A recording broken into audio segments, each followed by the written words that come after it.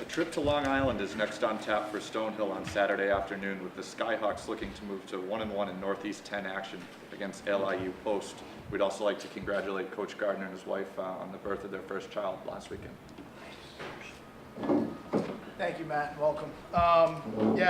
First off, congratulations to Neil and Jordan. Obviously, as a Western New England alum, it pains me to see how successful you guys were in Week 1, but I'm glad that you guys have that rivalry now. We didn't have it when I was there, so best of luck with the rest of the season. And Coach C, congrats, and best of luck moving forward. As Matt alluded to, I actually wasn't present at our game Saturday night. My wife decided to go into labor for 18 hours, starting at 2 a.m. early Saturday morning. Camden Brent Gardner came into the world at 8:55, about 5 minutes after the end of the final whistle Saturday night. So I just want to, first off, thank and show some appreciation for my coaching staff to really take that on. Tyler Moody, our offensive coordinator, has been at Stonehill now for 7 years with me. Stepped into the head coaching role for the evening, and Ken Goodwin, who's our special teams coordinator, actually took over the defensive play calling duties for me. And I really appreciate those two, as well as the rest of the staff, for kind of handling things and allowing me to do what is right and be with my family, in that moment. Obviously, we played a very talented Southern Connecticut State team Saturday night in our home opener. Coach Godek has done a great job in his time there, not only as offensive coordinator, but now as the head coach in terms of recruiting and just creating a different identity. They've really been able to spread you out now with a lot of different athletes across the board. They gashed us with a few big plays in the run game.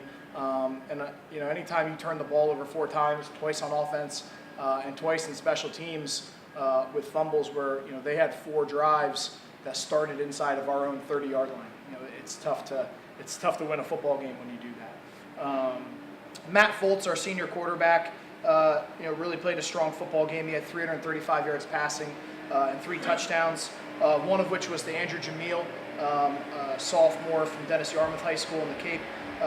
He had 14 catches for 125 yards and a touchdown. Right now, Andrew's averaging 11 catches a game through the first 2 weeks. He averaged 9.5 a game as a freshman last year for us, and he just continues to be a tremendous weapon for us offensively. We struggled to run the football, and that's definitely been a point of emphasis this week going into Week 3. We're going down on the road against the number 9 team in the country in LIU Post, and Coach Collins, who's been there for a long time, has done a tremendous job just building that team into the conference champion that they are as the defending champs last year.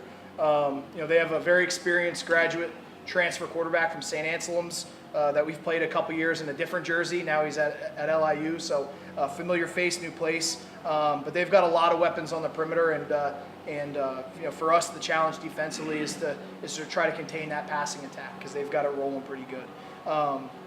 So it's going to be a very interesting trip down there. Last time we went down there, we won on a Hail Mary on the last play of the game.